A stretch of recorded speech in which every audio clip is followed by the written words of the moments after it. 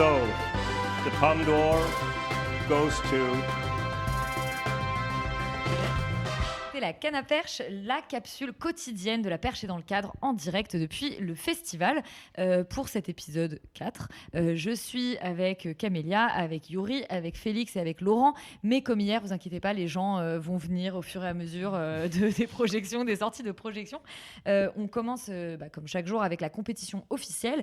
Et aujourd'hui, on a vu L'inconnu d'Arthur Harari. Je vous lis le pitch officiel, même s'il est assez vague. À bientôt 40 ans, David Zimmerman est photographe, mais personne ne le sait. Alors qu'il ne sort presque jamais de chez lui, des amis le traînent dans une fête insensée. Il y repère une femme dans la foule, ne peut en détacher le regard, la suit. Quelques heures plus tard, David se réveille dans le corps de cet inconnu. Déjà, on peut dire qu'il y a eu un rapport sexuel entre les deux et que c'est ça qui déclenche ce body swap, puisque c'est un film quand même de body swap. On va commencer par là. D'échange de corps en français, tout à fait, merci de me traduire, Félix. Le personnage principal, en fait, c'est interprété à la fois par Neil Schneider, qui est David au début, et puis ensuite ce personnage de David est dans le corps du personnage de Léa Seydoux, c'est les deux personnages principaux. Yuri, toi, tu avais lu la BD, coécrite d'ailleurs par Arthur Harari. Et son frère Lucas Harari, absolument, qui est donc le dessinateur de la bande dessinée également. La bande dessinée qui s'appelle Le cas David Zimmerman et qui avait un certain succès il y a 2-3 ans quand elle est sortie. Ça avait quand même très bien marché, ça avait également reçu des prix. C'est 2020 je crois quand même, non ? Non, c'est sorti je crois 2022-2023 maximum. 2024 même. Bref, c'est pas la question. Donc oui, c'est globalement le film suit la même trame narrative que la bande dessinée. Et c'est peut-être le premier point qui fait que moi j'ai plutôt défendre le film par rapport à vous qui aiguisez vos couteaux, qui est que je pense qu'elle offre des clés de lecture à la fois de ce que tu vois à l'image et de ce que tu ne vois pas. Et donc dans la bande dessinée, donc déjà il y a plein de trucs que tu as dit dans le pitch, dans la bande dessinée. David Zimmerman, il est photographe quoi. Il y a pas de truc de on sait pas qui est les photographes, tout ça n'est pas du tout Là, il le cache à ses amis et en fait il reprend tout ça n'est pas du tout caché. Et en réalité, la principale différence, je dirais, entre la bande dessinée et le livre, c'est que la bande dessinée verbalise beaucoup plus de points sur, on va dire, les états d'âme des personnages. Ils vont beaucoup plus parler, dire qu'est-ce qui nous arrive, pourquoi, monter un peu des théories, essayer de capter ce qui se passe, essayer de déceler pourquoi il y a ces changements de corps en série. Là où le film fait le choix assez brut de globalement s'en passer. Mais se passer pas seulement des dialogues explicatifs, se passer de dialogues presque tout court pendant à peu près 1h30. C'est-à-dire que vraiment, il y a un moment où tu dis, mais le film est très âpre de ce fait de pas avoir du tout d'explication, ni même de dialogue, ni rien. Donc en fait, le fait d'avoir lu la BD, je pense, a teinté un peu la vision de ces images-là, parce qu'il y a plein de trucs que je pense que j'ai compris en ayant un peu l'intention de ce qu'il y avait derrière. Et par ailleurs, un des points, mais même si je comprends pourquoi ils ont fait ça, pour avoir vraiment une vraie adaptation, mais un des points qui est vraiment traité dans la bande dessinée, et là je ne m'explique pas vraiment pourquoi ils ne l'ont pas mis dans le film, qui est que donc David Zimmerman, dans la bande dessinée, son père s'est également suicidé. Alors ça, c'est dans le film aussi. Mais ce qu'on sait aussi dans la bande dessinée, c'est que son grand-père s'est suicidé au sortir des camps de la mort. Et que donc, il y a une sorte de malédiction du suicide, plus ou moins, dans la famille Zimmerman, et notamment qui façonne du coup beaucoup le personnage de David. Qui va pas très bien. Qui va pas très bien, mais non seulement qui va pas très bien, mais dont tout le monde s'occupe en permanence comme s'il allait se suicider demain. Et ce qui crée du coup un personnage beaucoup plus ambivalent, ambigu, et qui, je trouve, l'ancre beaucoup plus dans cet univers-là. Deuxième point, quelque chose qui est complètement éludé par le film, c'est l'aspect juif du personnage. Il y a une référence à un moment. Une référence à un moment, mais dans la bande dessinée, c'est un vrai sujet. C'est-à-dire que là, ils en parlent avec sa mère. D'ailleurs, ça donne une belle scène qui est complètement pareil, éludée dans le film, où David, donc, qui est devenu Eva, vient rendre visite à sa mère, et du coup sa mère va se confier sur David en pensant parler à Eva, et du coup ça va beaucoup parler notamment de religion, de la signification de certains termes dans la religion juive, et comment ceux-ci vont plus ou moins se traduire aussi dans le destin de David. Tout ça pour une conclusion qui dans le livre est beaucoup plus désespérée qu'elle n'est dans le film, en tout cas qui moi déjà très désespéré. oui, mais moi ça m'a laissé beaucoup plus sans voix et vraiment triste. Il y a un truc de vraie tristesse, il y a un truc vraiment dépressif dans la bande dessinée qui est très marquant et je pense qui m'a beaucoup plu. Et peut-être qu'en effet j'ai un peu projeté ce côté dépressif, désespéré sur le film, qui en effet a pas mal de faiblesses. Il est assez rugueux, il est assez âpre, mais je dirais que pendant quand même 1h30, moi je me suis plutôt laissé porter par ce truc-là, qui pour moi marche quand même. Genre que ce truc de changement de corps, d'enquête, on sait pas trop ce qui se passe, en fait finalement ils vont se lier et tout, je trouve que ça marche quand même. Je trouve que là où il foire quand même son truc, c'est que ils ont décidé d'aller un peu dans une autre direction, sans trop spoiler dans le film, notamment autour de la question de la maternité. Qui je crois n'est pas du tout évoqué dans la bande dessinée, qui arrive assez tardivement, c'est le dernier voilà, tiers. Gabriel qui est hors champ me confirme que ça n'est pas évoqué dans la bande dessinée, qui du coup est quelque chose qui fait dévier l'histoire et le propos vers quelque chose de complètement différent et par ailleurs de plus étonnant, voire de plus questionnable.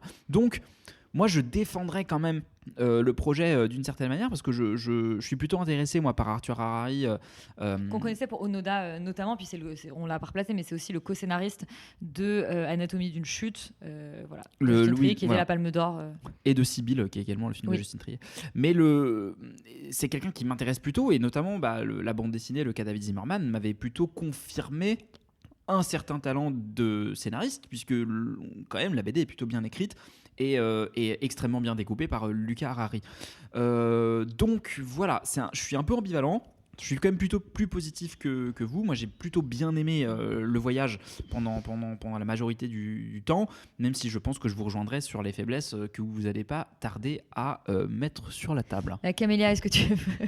Non, c'est bien parce que moi, ça fait une descente progressive, je pense, parce que moi, je suis un peu moins tolérante que Yuri, mais je jette pas tout le film à la poubelle. Je suis d'accord que le début est quand même assez réussi, parce que assez intriguant. Il y a quelque chose de quand même très mystérieux dans cet échange de corps.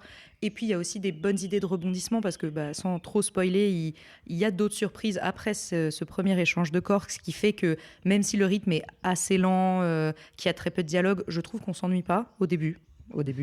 Et il y a quelque chose qui gonfle, quoi. Il y a une ambiance vraiment avec beaucoup de suspense, même s'il y a peu de dialogue et il y a peu d'action. Du coup, moi, j'étais vraiment dedans et je me disais vraiment ouais, mais où ça va aller, que va-t-il se passer Et du coup, c'est vrai que je suis un peu déçue de la fin, mais parce que sincèrement, j'ai l'impression de ne pas avoir compris. Et peut-être que en le revoyant, si un jour j'ai envie, je comprendrais mieux. Si un jour, tu auras encore 2h30 à mettre là-dedans. C'est ça. Après, ou si tu lis la BD, peut-être que ça va donner des lectures. Hein. En effet, complètement. Et je pense que je le ferai, parce que, en effet, je trouve que souvent c'est un peu frustrant, parce qu'on a l'impression moi j'avais l'impression de pas bien choper ce qu'il voulait me dire, et j'ai l'impression que c'est un mec intelligent, que ce sont des mecs intelligents, puisqu'il a aussi coécrit le scénario avec son frère. Et mais moi je suis restée un peu en dehors de la deuxième partie. Et il y a quand même, pour le sauver avant nos deux amis en face, quand même des bonnes performances d'acteurs. Je sais que dans La Perche et dans le Cadre, il y a des gens qui n'aiment pas beaucoup Neil Schneider. Moi, j'ai pas de problème avec lui, et je trouve que là, il s'en sort plutôt bien, sachant qu'à un moment, il doit jouer un personnage vraiment différent de lui, sans spoiler à nouveau.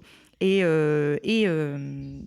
Léa Seydoux, avec qui pour le coup je suis plus sévère d'habitude, c'est moins ma cam. Là je trouve qu'elle est vraiment pas mal, alors qu'elle doit porter beaucoup de choses sans dialogue, et qu'elle s'en sort vraiment bien. Donc voilà, il y a des choses à trouver dans le film, mais il y a un truc trop obscur pour moi dans la deuxième partie.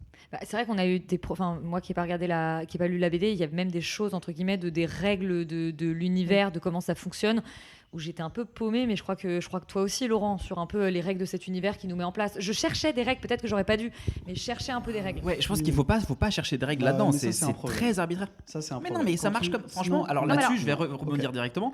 Dans la littérature fantastique, il y a plein de trucs, il y a plein de phénomènes comme ça où les règles sont complètement arbitraires. Je veux bien dire un truc à ça, c'est que je suis 100% d'accord avec toi, mais là, le problème, c'est qu'il y a des motifs qui reviennent, et du coup, tu dis c'est volontaire. Moi, ça fait que du coup, j'ai essayé de connecter ces motifs, puisqu'il y a des motifs qui reviennent et que je comprenais pas où vous voulez en venir, et en fait il en va nulle part. Moi, s'il n'y a pas de règles du tout, je peux complètement être accroché, j'adore la littérature fantastique, mais là il y a des motifs récurrents, donc en fait c'est simple. À partir du moment où tu existes dans un monde où il y a une créature qui peut changer de corps avec des relations sexuelles, mais c'est pas une créature. On sait pas si c'est une créature. C'est manifestement quelque chose, tu vois. Mais on sait pas. Donc en fait, toi, tu pars du principe que c'est une créature, mais de fait, tu sais pas. Et c'est le mystère qui fait l'intérêt du truc. J'ai pas envie de spoiler les gens sur ce truc, mais tu vois bien que clairement, il y a une chaîne et que le film te construit ça. Il y a une chaîne de gens qui s'échangent leur corps. À partir du moment où ce truc-là existe, je trouve ça malhonnête de pas chercher à tirer les fils pour essayer de construire quelque chose qui soit cohérent et qui te crée un univers cohérent. Je trouve ça dommage qu'ils se prennent pas la tête avec ça. Parce que il c'est n'a pas pas trop vocation à être Tolkien non plus. Enfin, c'est pas mais sans être Tolkien, juste, tu vois, si tu veux proposer. Encore une fois, après, c'est très théorique, hein, mais si on revient à qu'est-ce que doit être du cinéma de genre, et parce que de fait, quand on introduit du fantastique, quand on introduit ce genre d'éléments, ou même ça peut marcher avec les westerns, ça peut marcher avec la SF, ça peut marcher avec n'importe quoi. On doit d'abord jouir des effets du genre avant toute chose. Et donc il faut que ce soit quand même un truc qui se tienne dans le cadre d'un cinéma de genre qui essaye d'être fun comme tel. Et là, clairement, c'est pas le cas. Il s'en bat les couilles. C'est juste un prétexte pour essayer de faire un truc sur la différence de corps, etc. Bon, moi, je suis pas d'accord avec ça. Je trouve que c'est un procédé qui est foireux. Mais après, à la rigueur, au-delà de ça, si tu veux, j'ai d'autres problèmes avec le film. C'est-à-dire que je trouve qu'on s'ennuie quand même assez ferme.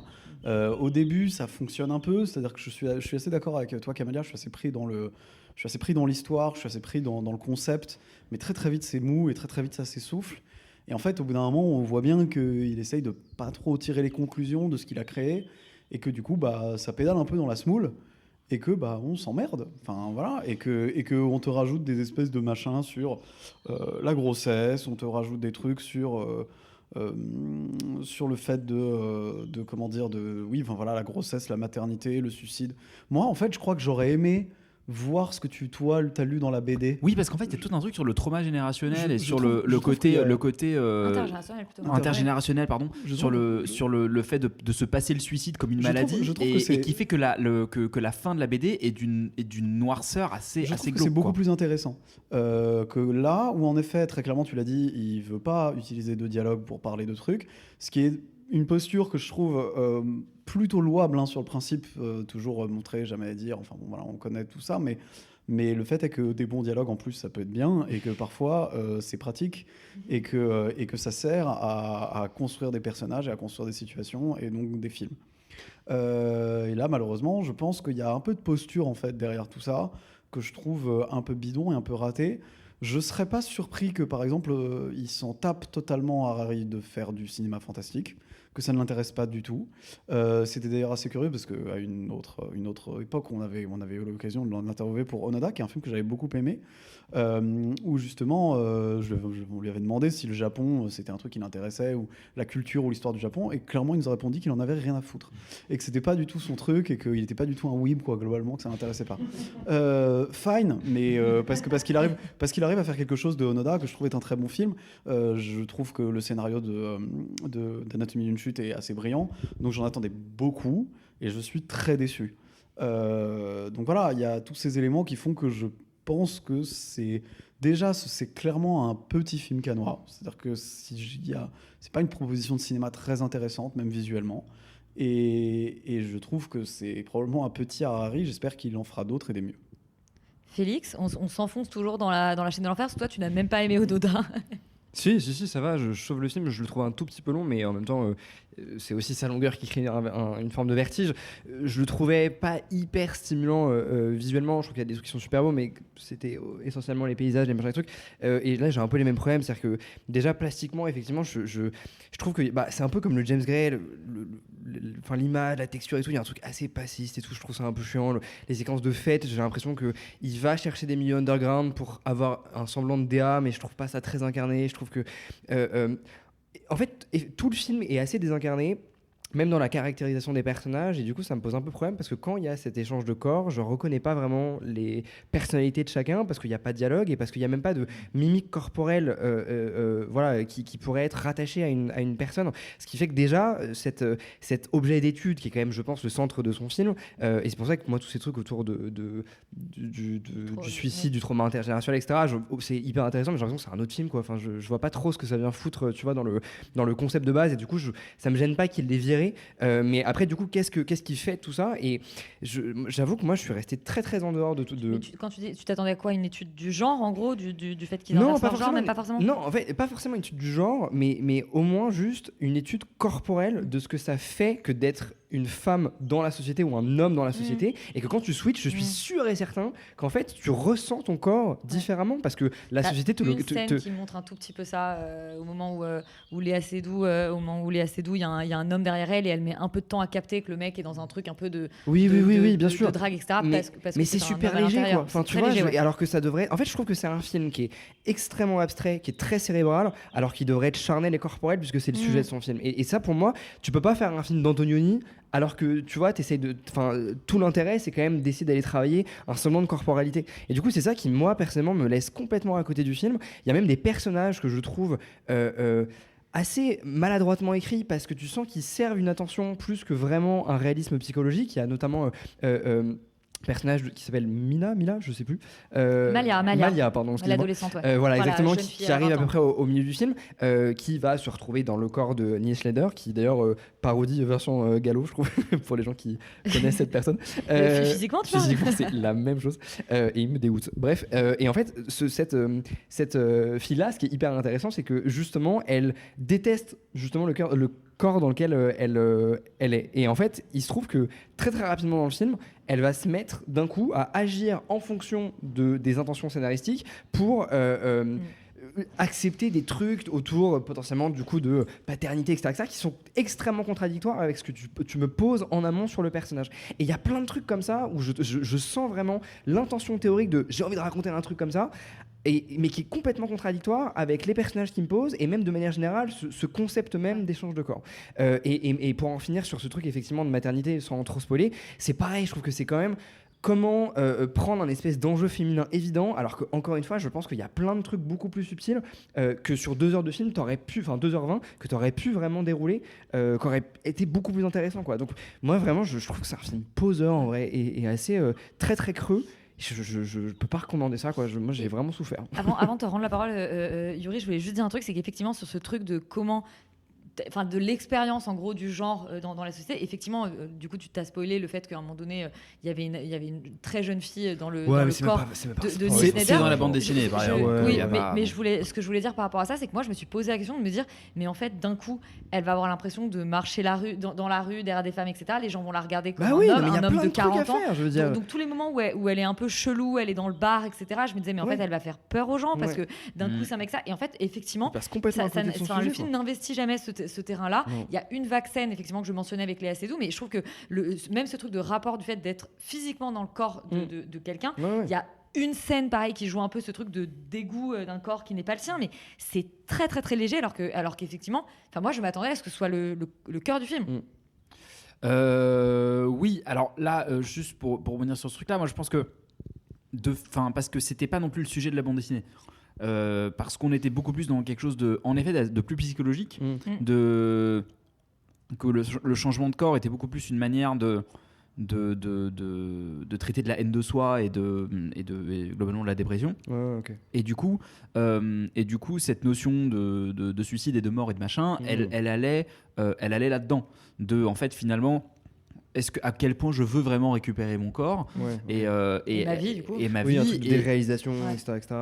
Et du coup, de fait, et du coup, non, bien sûr, en fait, je pense qu'ils ont, à mon avis, le film a bifurqué vers autre chose, parce qu'ils se sont dit que peut-être à juste titre, tout ça est quand même un peu trop intello et cérébral, parce qu'il y a dans le livre, il y a des dissertations sur plein de notions de sociologie et de machin. T'es là genre, ok, tu mets ça à l'écran, je pense que tout le monde se pend.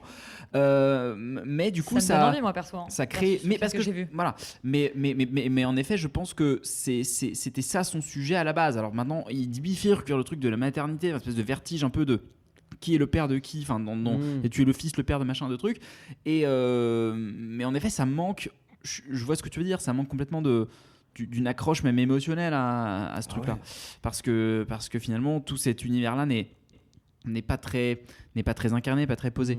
Mais je vous conseille quand même de vraiment lire la bande dessinée, parce qu'elle est infiniment plus intéressante que le film. Mais le film en est un complément, parfois pas non plus inintéressant. Donc, mais du coup, à voir dans un deuxième temps, a priori, après avoir lu la BD. On enchaîne avec un deuxième film en compétition officielle, c'est Fjord de Christian Mungiu. Donc c'est l'histoire des Georgiou, un couple roumano-norvégien très pieux qui s'installe dans un village au bout d'un fjord où ils se lient rapidement d'amitié avec leurs voisins, les Alberg. Les enfants des deux familles deviennent très proches malgré des éducations différentes. Lorsque le corps enseignant découvre des échymoses sur le corps d'Elia, l'aîné des enfants Georgiou, la communauté se demande si l'éducation traditionnelle que les enfants reçoivent de leurs parents pourrait en être la cause. Manon, c'est un des films assez attendus quand même de la compétition. En tout cas par moi, c'était personnellement le plus attendu. Et je crois que c'est un excellent film. J'ai encore des zones de flou sur le film, notamment parce que je crois que je me suis endormie pendant à peu près 20 minutes, parce que je suis vraiment fatiguée et je regrette et j'ai lutté, je regrette. On arrive à ce point de la compétition. Ça me fait chier parce que vraiment si le film est super avec moins 20 minutes de moins, c'est peut-être que c'est un vrai chef-d'œuvre. Moi, le contrepoint, je dors devant tous les films. Ah oui, ça t'empêche pas d'avoir un avis clair et éclairé. Ok. Donc tu me diras si j'ai loupé des trucs, mais je trouve que c'est un film vraiment fascinant. En fait, d'avoir raconté cette histoire donc, de ce couple très pieux, très protestant. Lui, il est roumain, elle est norvégienne. Donc le couple est incarné par Sebastian Stan et Renate Reinsve. Sebastian Stan, qu'on connaît pour être un acteur plutôt américain. Ouais, mais qui a des origines roumaines. Et qui est notamment chez Marvel le soldat de l'hiver. Oui, qui était Donald Trump aussi, qui aime bien les rôles où il se métamorphose beaucoup. Et là, il est à nouveau très métamorphosé. Moi, j'ai mis genre un quart d'heure à capter que c'était lui. Je savais qu'il était dans le film et j'ai compris vraiment au bout d'un quart d'heure parce qu'il a une espèce de calvasse. Comme Michael Fassbender dans Hope. Presque. Et donc voilà, d'avoir mis cette histoire de ce couple donc très pieux, très protestant, avec des méthodes d'éducation que donc la communauté, leurs voisins interrogent dans ce cadre de ces fjords norvégiens, genre vraiment au bout de la Norvège et tout. Enfin, ça fait un cadre de cinéma qui est assez dingue et tout est beau. Ces maisons, elles sont cosy. Enfin, c'est des maisons norvégiennes. Cette famille, elle paraît comme ça. Enfin voilà, tout est installé pour que tu n'aies absolument aucun indice sur ce qui se passe en fait au cœur de cette maison. Et c'est ça, je trouve, qui est très fort en fait dans le film, c'est que on n'a aucun indice, on peut se raccrocher à rien, on sait vraiment pas ce qu'il en retourne, est-ce que vraiment c'est des parents abusifs envers leurs enfants. Et je trouve ça super intéressant que c'est quand même des thématiques qui sont très souvent au cœur du cinéma scandinave, quand même, ce truc sur la parole des enfants et qu'est-ce qui se passe à l'intérieur des maisons, des familles et tout.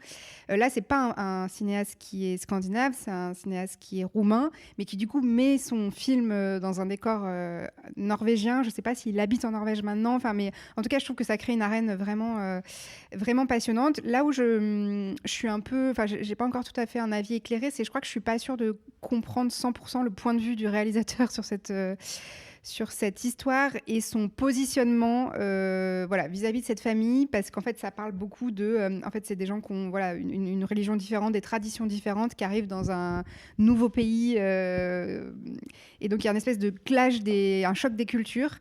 Et tout ça se cristallise au sein du procès. Et en fait, il est tellement dans un truc où il prend jamais parti. Vraiment, on ne comprend pas le point de vue du réalisateur et que ça nous laisse un peu, je trouve, dubitatif sur certains trucs. Enfin, c'est vraiment un film qui questionne beaucoup, mais c'est ça qui fait que c'est aussi d'autant plus intéressant, parce que je trouve que tout ce qui se dit dans le procès et tout, c'est vraiment passionnant sur ces questions-là. Donc c'est vraiment un film passionnant, mais à méditer. Alors, je sais pas si tu as dormi au même moment que Manon, peut-être vous allez pouvoir compléter le visionnage de l'autre. J'ai pas l'impression de ce qu'elle en dit. Non, mais moi je suis le patron est de retour, quoi. Enfin, comme je trouve que c'est un film qui fait un diptyque assez clair avec le dernier film qu'il avait fait, qui était à Cannes, RMN. Puisque du coup à l'époque il s'agissait de travailleurs immigrés qui arrivaient en Roumanie, qui n'étaient pas acceptés, pas intégrés, donc on venait dévoiler tous les ressorts de l'insertion sociale de ces travailleurs-là, toutes les ambiguïtés de la Roumanie sur ce sujet-là et de l'Europe du coup par extension. Là, c'est vraiment l'inverse, c'est-à-dire effectivement, on ramène des Roumains, mais en Norvège, dans un pays qui est accueillant, etc. Et comme tu dis, je trouve que ce qui est marquant dans le film, c'est la facture déjà formelle qui est extraordinaire. C'est-à-dire que pour le coup, effectivement, les décors sont extraordinaires. Bon, ils sont naturellement très beaux.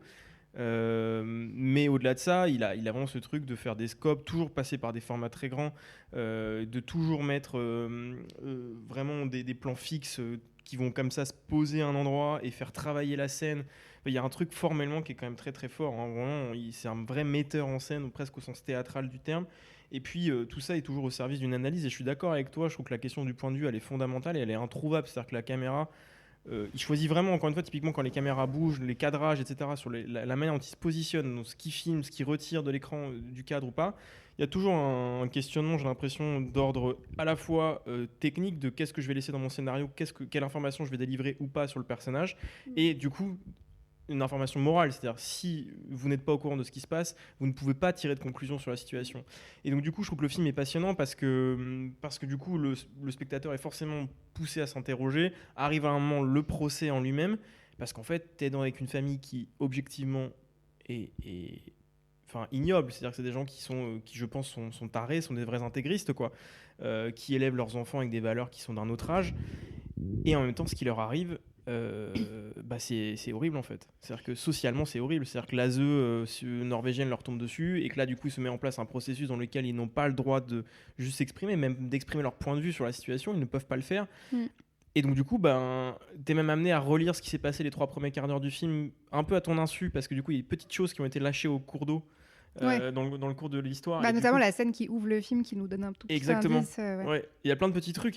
Et du coup, tu relis et tu essayes de grappiller des informations. Et à la fin, je suis comme toi, c'est-à-dire que je pense que le truc est assez indécidable. Et du coup, le film est vraiment, vraiment assez extraordinaire pour ça. Et je trouve qu'il poursuit cette espèce de décoction un peu de l'état moral des choses. Parce que bon, voilà, là c'est la Norvège, donc effectivement tous les ethos protestants et tout, mais objectivement ça parle aussi plus du progressisme au sens large, c'est-à-dire de comment est-ce qu'on intègre des valeurs progressistes dans des politiques publiques, etc. En fait, le sujet est hyper austère, mais donc peut-être que je donne pas hyper envie de voir le film, mais objectivement c'est traité de manière incroyable. Je trouve que c'est vraiment un objet politique très étrange. Et je trouve juste de pas avoir cédé à des scènes un peu faciles et voyeuristes de cette famille très très protestante et de ses méthodes, religieuses. Enfin, c'est vraiment, on voit rien de en fait leur religion et leurs pratiques et tout ça. En fait, ils cèdent pas du tout à ce voyeurisme-là, alors qu'il y a quand même eu beaucoup, je trouve, de séries ou même de films, sur des extrémismes religieux. Et encore une fois, c'est passionnant, je trouve, de le traiter comme ça, quoi. Et c'est un film que j'imagine que vous avez envie de retrouver au palmarès. Quel genre de prix il peut prétendre? Scénario et mise en scène, je pense, au moins. Oui, je pense que mise en scène, ce serait bien. Il y a un moment où ça tape une palme. Ouais, franchement, moi en tout cas, de ce que j'ai vu en compétition officielle, oui. Oui, c'est ça, le scénario, c'est le prix. C'est toujours le prix où ils savent pas. Oui, mais je réfléchis de manière comme si j'avais un cerveau. D'accord. Ouais.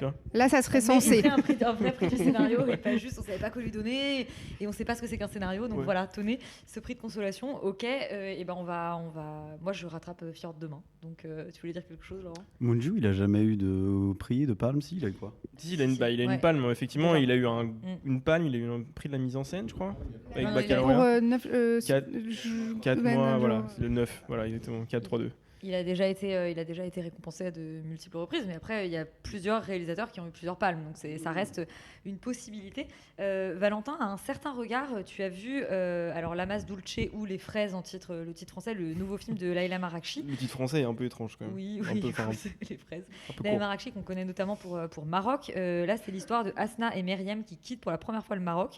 Elles rejoignent l'Andalousie comme saisonnières dans les serres de fraises pour offrir une vie meilleure à leur famille. Très vite, elles sont confrontées à la dure réalité de leur situation. Ensemble, elles vont s'insurger contre tout un système d'exploitation au risque de tout perdre. Oui, tout est un peu programmatique. C'est-à-dire que là, le pitch, il est canois de fait. On commence à s'habituer là, du coup, ça raconte un peu tout. Mais tout est très programmatique. Alors, je voulais déjà d'abord faire une incise en disant que c'était le meilleur début de projection possible parce qu'ils ont fait monter tout le cast sur la scène. Encore une fois, Thierry Frémaux était débordé, donc quand il est débordé, on est content. Ça fait des scènes rigolotes. Et après, par ailleurs, effectivement, le film est sympathique, mais j'aimerais pas dire sympathique parce que je pense que j'ai plus de la sympathie pour les personnes qui l'ont fait visiblement que pour le film en lui-même qui malheureusement souffre quand même d'être très académique. même formellement, très rapidement, c'est quand même un peu compliqué. C'est-à-dire que on va avoir les cadrages sur ces visages de travailleuses, les caméras à épaules qui vont les suivre, les focales un peu longues pour isoler les sujets, un peu casser l'espace, les perspectives. Tout ça me fait un peu... c'est un peu lourdingue dès le début. Et puis, le sujet qu'elle traite est hyper intéressant. C'est-à-dire qu'en fait, l'Espagne a quand même une économie qui est vraiment basée sur l'immigration massive du Maroc et d'autres pays d'Afrique subsaharienne. Notamment dans le sud de l'Espagne, il y a l'espèce de ville entière. Et d'ailleurs, je trouve qu'elle ne fait pas grand-chose visuellement, c'est dommage. Mais il y a des villes entières qui sont des serres, en fait. Et là, du coup, elles sont sous des serres qui recouvrent sur des kilomètres la ville. Et c'est pas trop traité visuellement. Et du coup, je trouve que le sujet est intéressant, mais que malheureusement, en fait, elle pêche complètement à éviter le surplomb un peu socialisant du truc. C'est-à-dire qu'elle le regarde avec un œil... Malheureusement, elle le regarde avec un œil que je trouve un peu être un œil occidental. Et ce qui est paradoxal parce qu'elle est marocaine, et avec un œil que je trouve être un peu un œil sociologique, quoi. Et du coup, elle n'est pas du tout dans la psyché des personnages, je ne rencontre jamais ces personnes qui ont l'air d'avoir des trajectoires de vie par ailleurs intéressantes, mais je ne les rencontre jamais, tout est dans le dit, il n'y a jamais vraiment d'accroche, et que par ailleurs, du coup, je trouve qu'elle n'arrive pas vraiment à s'extraire non plus de cette posture en fait, d'analyse, de regarder ces travailleuses, elles sont vraiment exploitées. Donc il y a vraiment une logique presque de retour du refoulé en mode on va faire un film vraiment à charge contre ce système, mais avec un regard qui est encore un regard un peu condescendant. Et à un moment, elle en parle un peu avec un personnage de procureur / avocate qui va les aider, et en fait, qui d'ailleurs est joué par la meuf qui était dans Septembre sans attendre, et puis le dernier film le film qui est ressorti là, le film espagnol de Jonas Trueba, je me souviens plus. J'ai plus non plus, oui, la femme de Jonas Trueba. Ouais, exactement. Bon, bref. Itzatso Arena. Elle est super, mais et du coup ce personnage est intéressant parce qu'effectivement elle parle pas du tout arabe, et en fait elle est tout le temps en train de les juger dans ce qu'elles sont en train de faire. C'est-à-dire qu'en fait ces travailleuses, elles ont surtout envie de bosser, donc quand éclate un scandale, leur priorité est pas de le faire remonter dans la presse ou de voilà, en fait elles sont là pour avoir de l'argent, et en fait elles les jugent tout le long, et j'ai l'impression que le film en fait fait dire à ce personnage des trucs horribles, mais dans une posture un peu de les filmer d'une manière un peu similaire malgré lui. Donc c'est un peu dommage, et il résout un peu cette équation-là à la fin en faisant vraiment du déclaratif. C'est-à-dire que vraiment, la dernière réplique du film, c'est ça suffit cette injustice, quoi. Est-ce que c'est la jurisprudence les films qui se terminent par un discours qui tient le discours que tu aurais aimé comprendre à l'intérieur du film. Complètement, exactement. C'est exactement ça. Donc je pense que c'est un peu dommage, quoi. Et ça de bout en bout, malheureusement, c'est un peu bancal, quoi.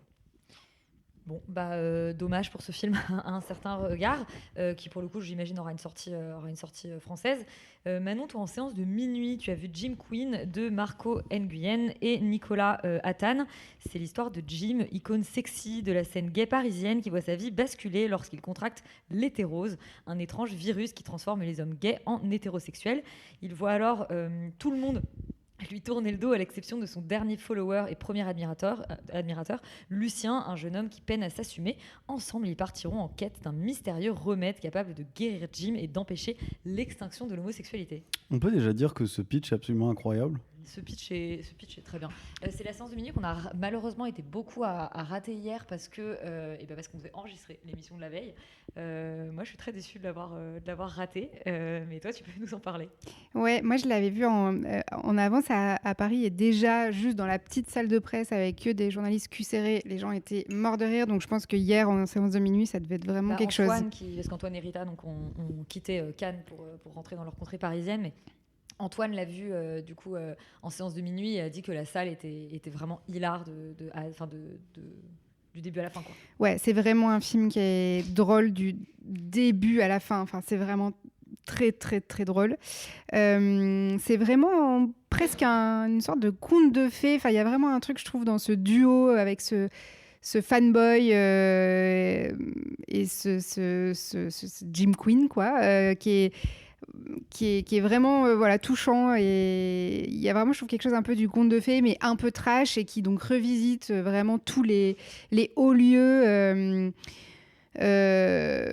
parisiens homo, quoi, vraiment. Mais c'est Enfin, je pense que c'est un film qui peut être quand même un peu excluant quand même pour une grosse partie de la population française parce que Très parisien. Très parisien, c'est très référencé, c'est vraiment les lieux emblématiques gays parisiens du Rosa Bonheur au... Oui, mais toi, c'est pas des lieux a priori dans lesquels tu vas beaucoup. Moi, je n'y vais pas, mais j'ai les rêves quand même parce que je rêves, suis quand même dans un milieu où j'ai des amis, voilà. Donc j'avais à peu près toutes les rêves, mais je pense que c'est vraiment pas à la portée de tout le monde. Après, je pense que en fait, le film a quelque chose de très pédagogique parce qu'en fait, ils partent à la recherche. Enfin, je vais pas développer tout le scénario parce que le scénario est quand même assez complexe, et assez riche et assez fourni. Mais ils sont en quête de quelque chose et donc ce duo va voilà un peu et le jeune qui découvre, j'imagine, pose des questions. Exactement. Et donc il y a quelque chose d'assez pédagogique, mais c'est bien fait, c'est pas lourd parce que c'est toujours drôle, c'est toujours voilà. Mais du coup, on t'explique quand même à chaque fois un peu voilà ces lieux et qu'est-ce qu'ils représentent et en quoi ils sont emblématiques pour cette culture. Mais je pense quand même que c'est un niveau de détail et de référence qui peut être un peu compliqué, je pense, pour le reste de la France, je pense en vérité. Mais moi, je trouve ça vraiment génial que ce film soit à Cannes. Il y a Philippe Catherine qui fait la voix d'une prostate, notamment. Et le film va vraiment super loin, même dans le cul, les blagues de cul et tout. Enfin, c'est vrai, vraiment, je pense que c'est son Ciao Pantin. C'est le rôle qui manquait à sa filmographie. Mais du coup, ça fait Ciao Prostate. Non. En fait, finalement, son Ciao Pantin, c'était pas le fait d'être une espèce de, tu vois, de génie bleu. Au JO, c'était la prostate. C'était la prostate. Mais ouais, donc vraiment super séance. Enfin, moi, encore une fois, je l'ai pas vu à Cannes, mais ça aurait été largement une de mes meilleures séances cannoises. C'est vraiment un super film, très marrant. Et je crois qu'il sort cet été, si je dis pas de bêtises. Je crois que c'est Joker qui fait toujours les pires sorties, je pense. Enfin, les sorties les plus difficiles à faire en France au cinéma. Je crois que c'est eux qui le sortent. Donc, il y aura une sortie française en salle à un moment, quoi. Eh ben écoute, on guettera ça. J'en arrive à la hors compétition. Ah oui, c'est le 17 juin. Voilà, je disais été, c'est ça. C'est au moment à peu près. C'est 3 jours avant l'été. C'est 3 jours avant l'été, exactement. Et ben on retient la date. En hors compétition, Félix, Manon, Laurent, on sort d'une séance un peu difficile. On est allé voir Her Private Hell de Nicolas Winding Refn. Je le pitch, mais aussi, est-ce qu'on a vraiment compris quoi que ce soit? Alors qu'une étrange brume engloutit une métropole futuriste et libère une présence mortelle insaisissable, une jeune femme troublée part à la recherche de son père. Alors déjà, ah bon, elle part à la recherche de son père, c'était pas très clair pour moi. Au cours de cette quête, son destin croise celui un GI américain engagé dans un voyage désespéré pour arracher sa fille de l'enfer. Félix, c'est nous, peut-être qui revenons de l'enfer un peu? Ouais, oui, clairement. Clairement, c'est moi le djihad. Non, franchement, c'est que dire de ce film. Moi, j'étais juste derrière lui en plus parce que j'ai eu la chance, le privilège d'être encore en costume surclassé. Et je me suis barré parce que je voulais pas l'applaudir. Après la séance. Après la séance, ouais, bien sûr, j'ai quand même vu tout le film. Non, c'est scandaleux. Moi, c'est quelqu'un que j'aime bien à la base, Refn. Je trouve qu'il a fait des trucs intéressants et je trouve c'est réalisateur de Drive, de The Neon Demon. Ouais, exactement, League of Forgive, etc. Et même dans ces films un peu ratés, je trouve qu'il y a toujours des trucs qui sont chouettes, en tout cas une atmosphère un peu hypnotique et je vais commencer par là. Je trouve que là le problème c'est qu'il y a un peu le syndrome série Netflix, parce qu'il avait fait ça aussi, Copenhagen Cowboy, il y a quelques temps, où je trouve que même son esthétique en fait c'est vachement lissé.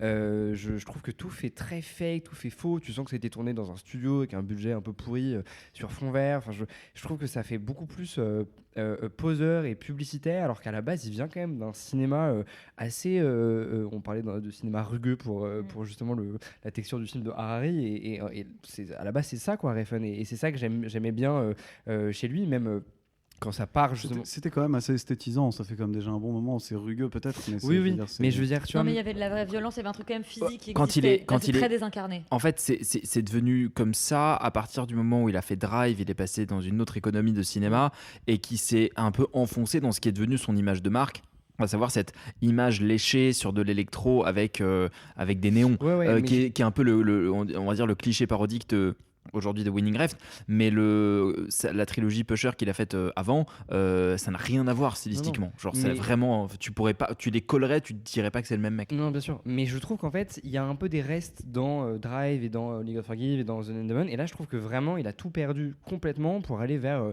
espèce d'abstraction totale, évidemment, de son intrigue, mais même, je trouve que vraiment, plus rien n'est ancré. C'est-à-dire qu'au moins, dans The Neon Demon, ok, c'était très plastiquement publicitaire, entre guillemets, mais c'était presque le sujet du film, puisqu'il s'agissait d'aller observer un peu les dessous du milieu de la mode et évidemment de ces notions d'esthétisme.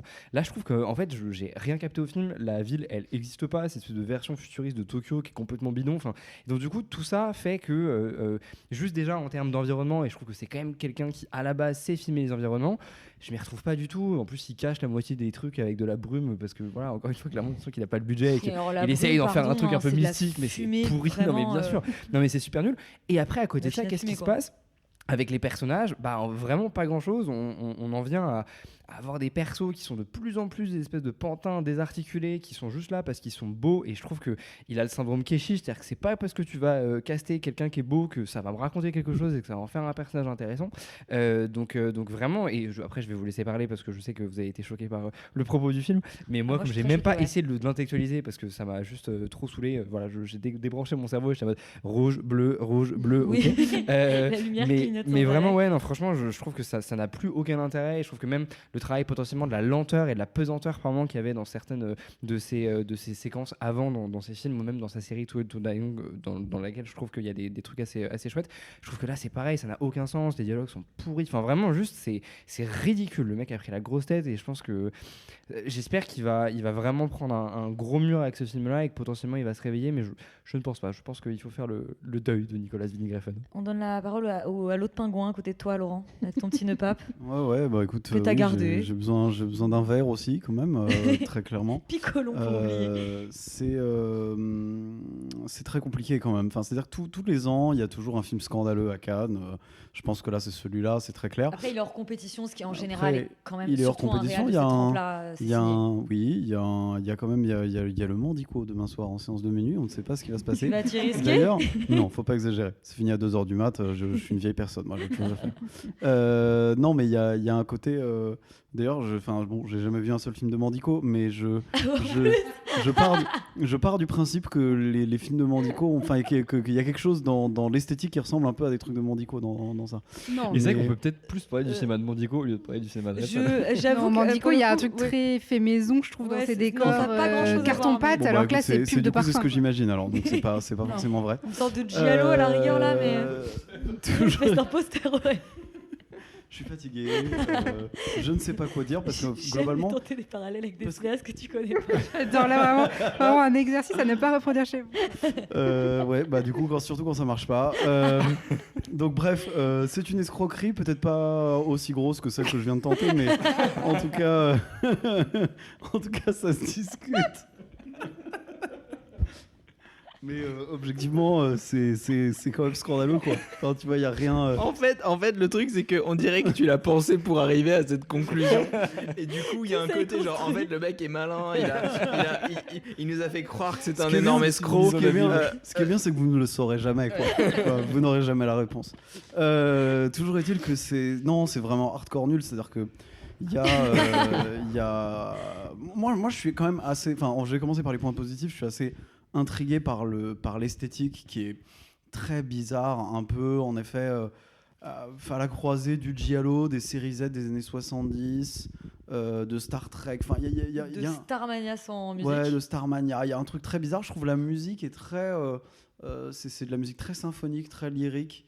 Assez cool, qui a pas grand chose à foutre dans ce film, mais qui est quand même assez joli à chaque fois qu'on l'entend, ce qui arrive peut-être très souvent, voire trop souvent, mais c'est en dehors de ça, honnêtement, bon bah oui, tu l'as dit, il y a rien, quoi. Enfin, tu vois, il y a pas de cinéma, il y a pas d'histoire, il y a pas de personnage, il y a rien, enfin tout ça est complètement factice et bidon. En plus, je trouve que c'est d'un pompeux extrême, c'est-à-dire que le discours est à mon avis très, bon, pour ce que j'en ai compris, il y a un trait sur regardez comment la masculinité toxique se reproduit et comment les comportements toxiques, ou en tout cas de comment potentiellement même de soumission se transmettent entre femmes, et comment et même, je dirais, à la fin est presque anti-féministe, avec un délire assez chelou de finalement, tu vois, le féminisme c'est un peu la nouvelle masculinité toxique. En tout cas, moi c'est ce que je comprends du film. Je trouve que quand même, Coco, il va falloir que tu dises des trucs un peu plus intelligents, parce que là c'est compliqué. Mais voilà, il y a beaucoup de trucs. Tu vois, et je dis ça alors que je suis même pas sûr d'avoir compris le propos du film parce que c'est tellement Je te complètement trouve audacieux d'avoir une Voilà. théorie Je aussi, trouve ça, voilà, moi, aussi pertinente. je suis même pas certain que tu vois que ce soit vraiment ce qu'il est en tête. Moi, c'est ce que j'en perçois, mais peut-être que je me suis un peu chauffé, ouais, c'est possible. Je pense que c'est plus intelligent que le film. J'ai un peu l'impression que le gars a pris beaucoup trop de coke et qu'il est très très très sûr de lui au point que de faire strictement n'importe quoi. Ce qui est bizarre, c'est que parmi tous les films scandaleux qu'on voit à Cannes tous les ans, je sais pas, c'est pas le plus scandaleux. Je trouve ça moins scandaleux que d'autres trucs. Et donc c'est vrai quoi que l'échelle du scandale? L'échelle, le top du top, c'est vraiment Make to My Love Intermezzo. Là, on est donc au-delà sur l'échelle de 0 à Make to My Love, on est à sur combien l'échelle de 0 sur on est haut. Hein. On est très on haut a quand 8 même. quand même au moment. Mais tu vois, potentiellement, jusqu'à un certain point, je trouve Titan plus scandaleux, tu vois, ou Die My Love plus scandaleux. Ah ouais. Mais je suis d'accord que ça se discute parce que là vraiment. Il y avait Alpha l'an dernier aussi. Parce que là vraiment c'est vraiment n'importe quoi. C'est nul, faut pas aller le voir. On est en train de discuter de savoir quels sont les films présentés à Cannes les plus scandaleux. Je sais pas si ce débat. Je pense que ce débat est stérile. Mais toujours est-il que vraiment c'est pas bien et ça va probablement avoir une sortie, hein, mais à quoi bon quoi. Oui, Joker, c'est nouveau, je crois. Toujours dans les bons coups, ceux-là. Manon, quelque chose à rajouter? Non, moi vraiment j'ai même pas vu ce que tu as vu, j'ai rien compris au film. Moi quand je suis sortie de là, j'ai vaguement compris qu'il y avait une question un peu d'Oedipe mal réglée, mais parce qu'elles passent leur temps à dire daddy genre tout le film. Mais que ce soit leur père ou leur mec. Voilà. Oui, mais ça, tu vois, c'est un truc aussi un peu culturel de Zou sur TikTok. Tu vois, daddy, c'est devenu un truc sexuel maintenant. Enfin bon, bref. Je pense que c'est un peu ça, donc il y a un propos vraiment bizarre en dessous, quoi. Oui, mais je pense que c'est ça qu'ils cherchent à dénoncer. Toutes les filles doivent se faire protéger par leur père. Il y a quand même cette espèce de truc qui revient. Ouais, en fait, le pitch officiel, c'est le personnage de Sophie Turner, je sais plus comment elle s'appelle, part à la quête de son père. C'est pas Sophie Turner, c'est Sophie Thatcher. Thatcher, pardon. Elle. Qui s'appelle Elle, part à la recherche de son père, et le personnage de Charles Melton est à la recherche de sa fille globalement, mais moi j'ai longtemps cru qu'en fait c'était une version de son père jeune, enfin bon bref. Je me suis posé la question aussi, puis après je me suis moi dit... j'ai cru que c'était le méchant. Moi j'ai aussi cru que c'était le méchant. Mais étonné, Billy Crudup qui joue le père n'est pas asiatique, je me disais c'est quand même un peu chaud de tenter qu'il est Charles Melton jeune. C'est Willy. Franchement les gars, c'est hardcore, on comprend rien.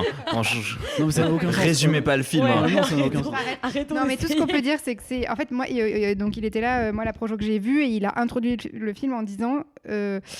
qu'il a fait beaucoup d'argent sur les plateformes avec Netflix et qu'il a, en fait, il est mort pendant 20 minutes. Il a eu son cœur s'est arrêté ou je sais pas quoi. On parle du réalisateur. Du réalisateur. C'est ce qui se passe quand on fait une overdose de cocaïne. Là, c'est un truc un pépin de cœur, visiblement de santé. Il est mort et il a eu une espèce d'épiphanie en se réveillant, en se disant il faut que je revienne au cinéma et ma fille. Et du coup est né ce film. J'aimerais pas être sa fille. Pense non. Certainement pas fait pour les bonnes raisons, pas dans les bonnes conditions, enfin en tout cas je sais pas. Il y a vraiment un délire vraiment miso, enfin il filme juste des meufs très très belles, très très très dénudées, qui parfois imitent des chiens et voilà, et disent daddy à peu près 150 fois dans le film. Ça se passe à Tokyo, mais moi je l'ai lu dans le synopsis après coup, j'ai pas compris que c'était Tokyo. Donc il y a un espèce de truc un peu fétichisant en plus, je trouve, sur cette culture très dérangeant. Moi je crois que c'est dans deux univers différents, si tu veux, tellement ce film n'a aucun sens. Moi j'ai cru qu'il y avait un film dans le film. C'est vraiment incompréhensible, mais tous les trucs qu'on comprend, ça va pas quoi. Oui, mais bon. Voilà. Non mais franchement, à mon avis, arrêtons là, je vais rien rajouter parce que je crois que vous avez compris, ne perdez pas votre temps avec cette espèce de pub pour chewing-gum, comme t'as dit Laurent à la sortie.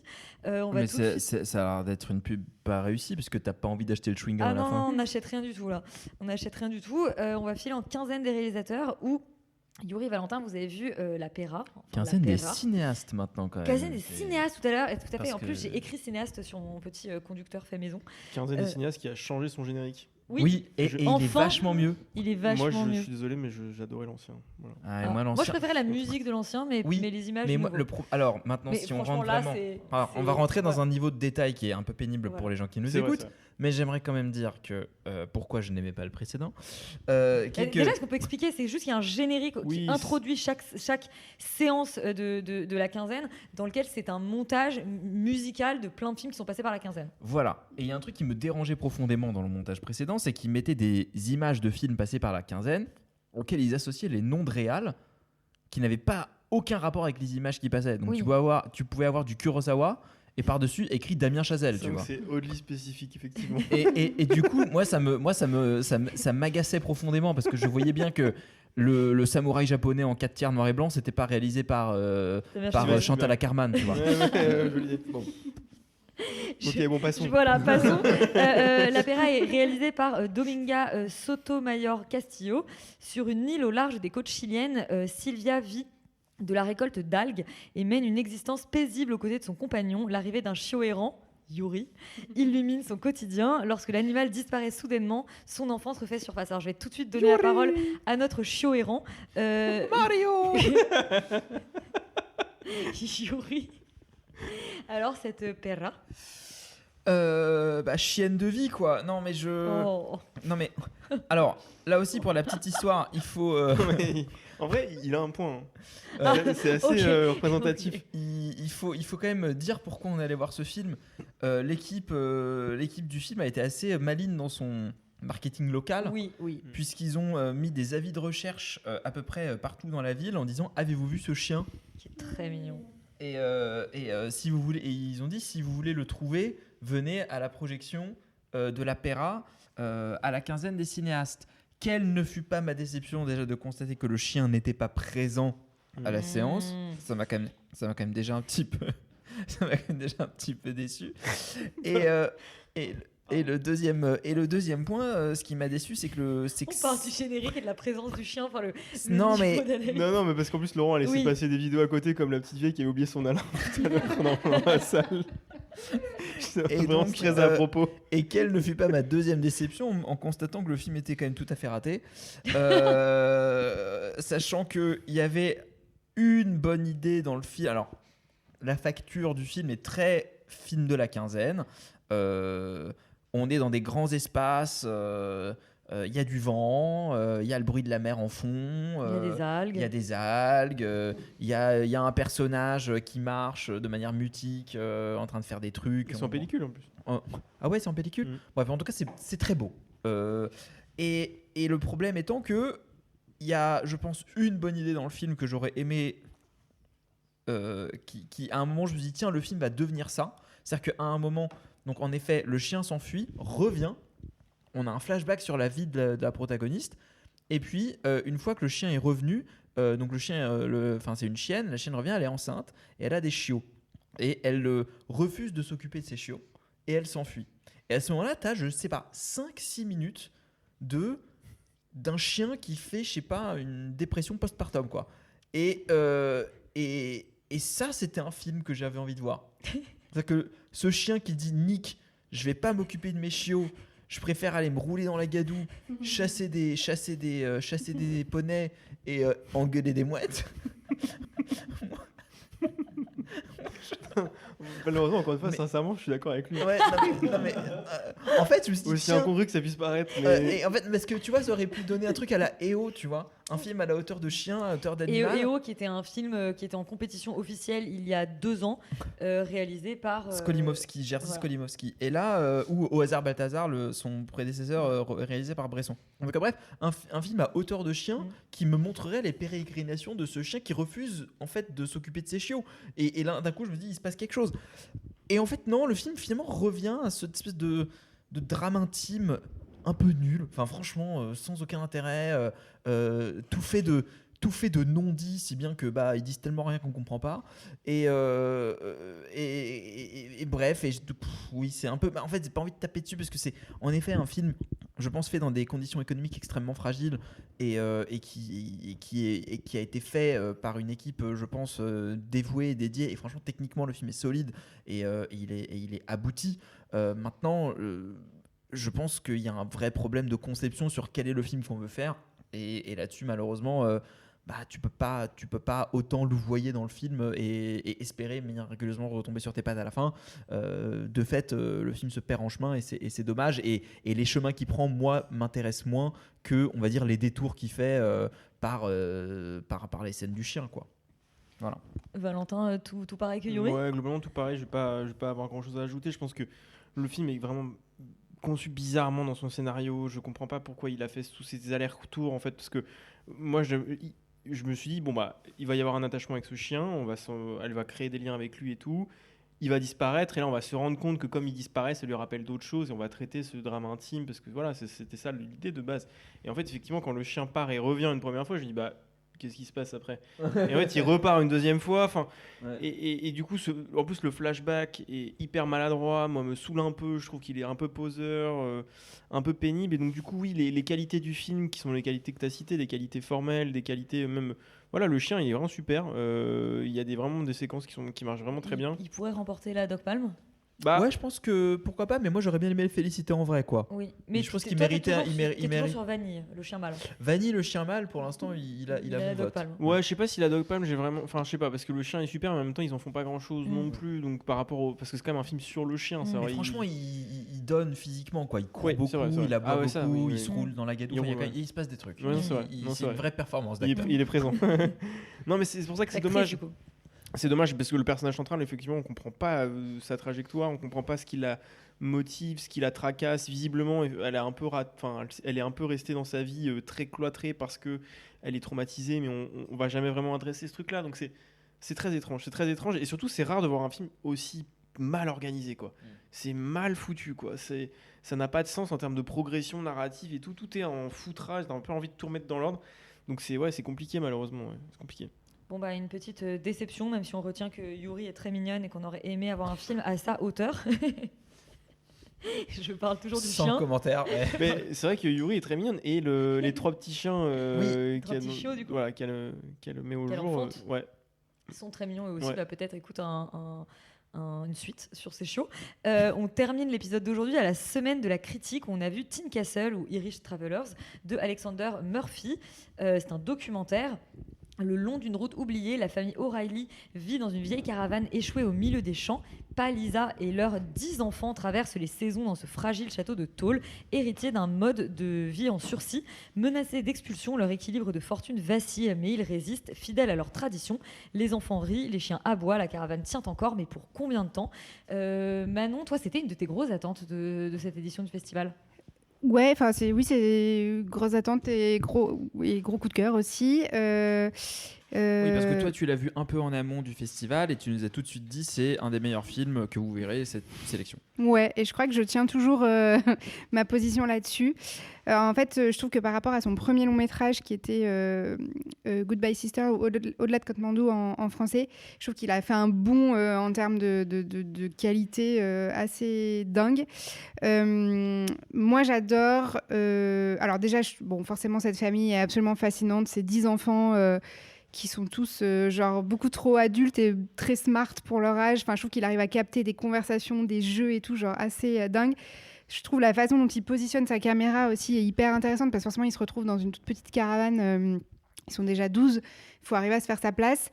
Et je trouve que voilà, il est jamais imposant. Il y a vraiment un truc avec sa caméra très naïf où on a presque l'impression que c'est un dernier enfant.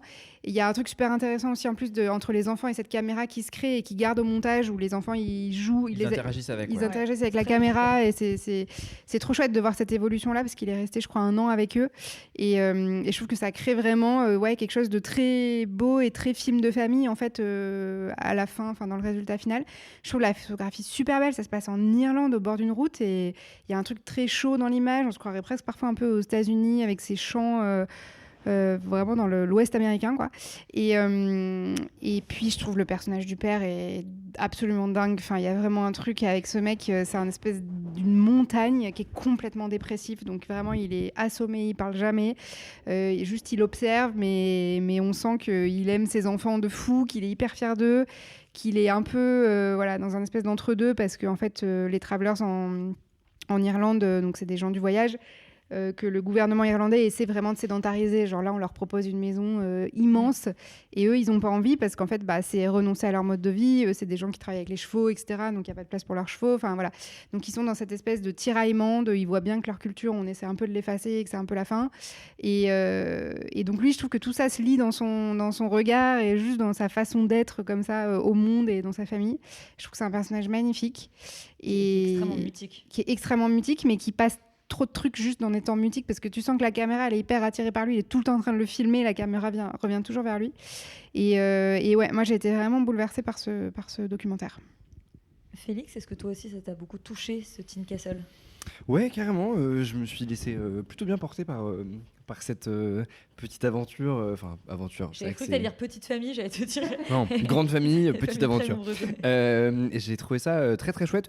Peut-être le seul truc, c'est que je trouve que le documentaire par moment tire un tout petit peu en longueur et je pense qu'on pourrait le resserrer et garder à peu près la même chose parce que je trouve qu'il y a certains enjeux qui sont un peu répétitifs. Mais sinon, dans l'ensemble, je trouve qu'effectivement, moi, ce qui m'a assez frappé, c'est les qualités formelles déjà du documentaire et la douceur, effectivement, ce que tu as dit.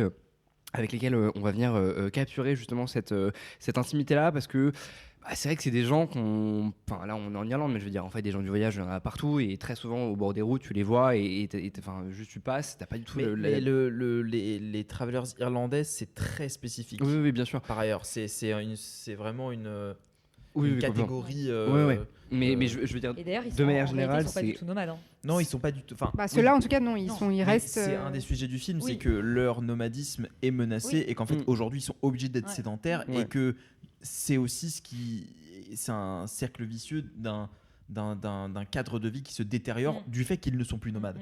Parce que du coup, les caravanes sont censées être sur la route pour pouvoir être entretenues et pour pouvoir être entretenues. Et de fait, elles pourrissent le long d'une route et prennent l'humidité. Donc c'est un problème. Complètement. Enfin, moi, tout ce que je voulais dire, c'était que c'était des environnements auxquels je trouve qu'on n'a pas forcément accès en tant que spectateur citadin. Et je trouve que d'y rentrer, c'est un peu à double tranchant parce que forcément, on peut y avoir un regard assez surplombant. Et moi, personnellement, je ne l'ai pas du tout ressenti. Au contraire, j'ai senti une vraie intimité et notamment dans la manière de filmer les enfants. Je trouve qu'on les laisse complètement s'exprimer de A à Z. Le père, comme tu as dit, on va venir le filmer, toujours le recontextualiser aussi dans son espace, dans son environnement. Mais je trouve que cette espèce de figure d'ogre un peu imposant, elle est assez fascinante. Et moi, il y a un plan que je trouve hyper fort, un vrai plan de cinéma où justement ils sont en train de visiter des maisons parce qu'on leur propose de bouger. Et en fait, c'est des maisons témoins. Un peu témoin, mais tu sens que c'est du préfabriqué, que c'est assez pour le coup étroit pour lui sa carrure, et notamment il essaie de se laver les mains et en fait sa main fait la taille de du lavabo quoi. Et c'est des trucs comme ça où je trouve que je sais pas, c'est des vraies idées de cinéma et en même temps c'est pris sur le vif et je trouve ça vraiment très très fort, même le rapport à la nature, parce qu'on sent. C'est très facile de dire oui, ils ont besoin d'être, les gamins, ils ont besoin d'être près des champs et des machins et des trucs qui vont être malheureux si jamais on les enferme. Mais c'est encore plus dur, je trouve, de le faire ressentir. Et en même temps, là, il y a un truc constamment, il y a de la verdure. En tout cas, tu sens qu'il y a l'extérieur qui les appelle. Il y a une magnifique séquence aussi de cache-cache dans un champ qui est extraordinaire et qui touche presque au réalisme magique en fait. Vraiment. Je trouve que c'est un documentaire qui est assez étonnant. Flirte avec le réalisme magique. Je crois à plusieurs moments. Complètement. Complètement. Des séquences de nuit aussi par moments. Avec une séquence de track où c'est des chiens qui chassent, je crois, un lapin, des lièvres en fait, ils chassent des lièvres. Ouais. Cette séquence elle est ouf. Ouais, enfin je trouve qu'il y a vraiment par moments le documentaire est ponctué comme ça de moments assez extraordinaires et à côté de ça, je trouve que c'est un portrait qui est super touchant de cette famille, des questions aussi judiciaires, des questions économiques où tu sens que qui sont menacés d'expulsion et ça va jusqu'à un procès, même on ne spoilera pas mais je pense qu'il ça va assez loin. Ce qui fait que c'est touchant, c'est que tout ça est vu par les yeux des enfants. Et du coup, ça évite complètement le côté un peu exotisant sur eux ou misérabiliste. Tout ça, c'est que vraiment, le père va en prison, mais en fait, on comprend pas vraiment pourquoi, parce que tout ça se voit dans les yeux des enfants et eux-mêmes, ils saisissent pas tous les enjeux. Et ça, je trouve que c'est un super point de vue. Oui. C'est une belle porte d'entrée, quoi, en fait, de filmer cette famille via le regard des enfants. Et ça permet aussi de montrer comment ils sont responsabilisés sur certains sujets beaucoup plus tôt que n'importe qui, et notamment sur la question de l'argent. Des conversations qui sont hallucinantes pour leur âge. Qui est omniprésente chez eux et des trucs par moment de maturité qui est assez extraordinaire. Mais par contre, des rôles extrêmement genrés sur les filles à la maison, qui font la cuisine, le ménage, etc. Et les hommes qui savent pas se faire des pâtes et qui eux sont censés et qui sont constamment dans un rapport aussi de, enfin tu sens que le père pour donner son amour il fait il frappe, enfin il fait de la boxe, il fait de la boxe, voilà, et il pousse les gens à quelque part justement à montrer leur force. Oui, mais voilà, on sent que ça passe par là. Son surnom c'est Big Dog parce que dans la région, parce que avant il faisait du MMA, non, de la boxe. Bref, et il arrachait les oreilles de ses adversaires. Pardon, je fais une petite interjection. Il y a un autre documentaire qui parle justement de cette communauté irlandaise de travelers qui s'appelle Knuckles, sur le documentaire où ils font de la boxe sans gants. À l'ancienne, et donc j'imagine que c'est ça qui fait. C'est ça. Et lui, il a arraché les oreilles des. Du coup, on l'appelle Big Dog. C'est un très bon documentaire d'ailleurs. Si dis donc, ça change mon regard sur le personnage. Yuri, toi pour le coup, t'as trouvé le film un peu surplombant. Ouais, moi Tu t'es même fermement ennuyé quand même. Oui, en fait, au bout d'une heure et demie, j'admets que je me suis levé, que je suis parti parce que en fait, j'en avais marre de revoir un peu tout le temps la même scène, mais aussi parce que c'est un contexte de visionnage où, franchement, tu dois aussi, je pense, faire une soupape de décompression parce que je pense que cette demi-heure en trop m'aurait fait potentiellement basculer du côté du film où j'aurais été un peu trop agacé, donc dire ok, j'ai compris, mais le fait est que j'ai été un peu moi désarçonné et déçu par le film. Comment dire, je plus sois toutes les qualités formelles que vous soulignez. En effet, le film est absolument magnifique. Mais j'ai presque l'impression qu'il est trop beau. C'est-à-dire qu'il y a quelque chose de l'ordre dans sa. C'est aussi parfois ce qui me dérange chez Sébastien Lifshitz, par exemple. C'est une manière de parfois filmer avec tellement de douceur et de délicatesse et de machin que en fait je n'ai jamais vraiment pu rentrer en empathie vraiment avec les enjeux de cette famille. Mais est-ce que c'est trop découpé? T'as l'impression d'être dans de la fiction presque? Est-ce que c'est... C'est très découpé, c'est presque trop léché. La musique, cette musique classique réussi, la musique, qui vient en fait un peu coller dessus en disant regardez l'élégie que je compose. Je caricature, évidemment, c'est un peu un procès d'intention, mais je l'ai un peu ressenti comme regardez cette élégie funèbre que je compose pour cette communauté en train de disparaître, quoi. Il y a un peu un truc de moi, réalisateur, je vais vous montrer cette communauté qui est en train de disparaître en mettant de la musique classique triste. Moi, je voulais entendre l'environnement sonore de cette famille. Alors oui, je l'entends par les enfants, machin. Le fait que la route est omniprésente aussi, parce qu'ils sont à côté de la route et du coup, tu as forcément les passages des voitures. Leur musique, je ne l'entends quasiment jamais. Oui, non, mais et pour moi, c'est un problème. C'est-à-dire qu'en fait, je pense que quand ils se réunissent entre eux, ils mettent de la musique, quoi. Ils en font. Et ça. Si, il y a une scène où il y a il y a un des enfants qui écoute du rap. Il y a une scène où un enfant écoute du rap, mais je pense que c'est potentiellement des questions de droits musicaux, j'en sais rien. Mais ce genre de choix me fait penser, en tout cas m'a fait ressentir, que le regard du cinéaste là-dessus était un peu à distance. En tout cas, me mettait à distance. Et du coup, ça m'a fait voir toutes les intentions théoriques qu'il avait, notamment d'appeler ce film-là Tin Castle, le château en tôle. Oui, de fait, c'est un très beau titre. Ça veut dire que ça décrit littéralement la caravane, mais aussi le fait qu'ils sont dans une forme de royaume qui est en train de s'effondrer, enfin qui est littéralement à la merci des éléments qui peuvent juste d'un coup de vent ou d'un coup de pluie totalement le niquer. Et donc en fait tout ça est devenu trop visible pour moi. Et je pense que potentiellement c'est un film qu'il faut appréhender avec un peu moins d'attente et essayer de s'extirper de ces quelques affaîtries. Mais en tout cas, moi, elles m'ont un peu gêné parce que je me suis juste dit, en fait, j'aurais dû être bouleversé par cette famille. J'aurais dû être juste. J'aurais dû vouloir passer du temps avec eux, etc. Et en fait, j'ai un peu l'impression d'être comme dans cette maison témoin qu'ils visitent. Un peu de passage en me disant tiens je passe une tête dans un musée et c'est un peu dommage, voilà. Mais je trouve ça intéressant ce que tu dis, parce que moi pour le coup je suis beaucoup plus raccord avec Manon et Félix, et globalement je vais pas en dire tellement plus que vous, mais je veux dire que pour le coup moi je trouve qu'il y a, enfin le film m'a beaucoup ému justement parce que je trouve qu'il y a une infinie mélancolie dans le film et que côté monde qui disparaît et effectivement, alors vous parliez du regard du père et tout, mais moi même ces gamins, il y a un truc où effectivement tout leur jeu, le cache-cache dans les blés, mais aussi le moment où ils comptent au bord de la route, ils font un concours de est-ce que il y en a un qui compte les voitures blanches ou les voitures noires et lequel va arriver à 10 le premier, etc. Il y a un truc vraiment de capturer cette espèce de famille où tu te dis en fait c'est potentiellement un peu la dernière génération, même si on comprend que le fils aîné il a envie de continuer ça, etc. Mais moi j'ai pas arrêté de me dire ils vont devenir quoi ces gamins, qu'est-ce qu'elle va devenir cette famille, qu'est-ce qu'on va dire. Et en fait, mais ce qui est hyper ambivalent, c'est que d'un côté ils souhaitent conserver leur tradition, leur mode de vie et tout, et en même temps la moitié des dialogues du film c'est putain, qu'est-ce que ce serait bien si on avait l'eau courante et l'électricité. Mais exactement. Donc, Et si on avait une maison, etc. Mais ce que je voulais dire par rapport à ça, c'est que je vous rejoins complètement. Effectivement, Félix, tu parlais de réalisme magique et je trouve que c'est très très juste. Mais pour le coup, moi, j'ai été assez bouleversée par le film et contrairement à toi, j'ai pas eu l'impression d'être de passage. Je me suis même dit que je voulais une série sur ces gens.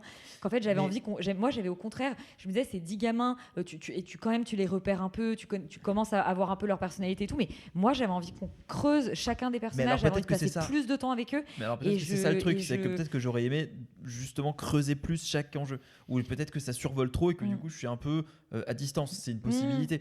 Mais il y a quelque chose en tout cas dans la manière dont le film est fabriqué, le fait qu'il soit divisé en chapitres aussi. Enfin, il y a plein de trucs qui font que j'ai toujours l'impression que le réalisateur reprend le dessus sur son projet. Alors que j'aurais aimé que juste l'histoire se déroule devant moi et que c'est justement cette vie qui filme se déroule devant moi sans que j'ai toujours le sentiment qu'il y a quelqu'un derrière sa table de montage qui est en train de m'imposer ses choix.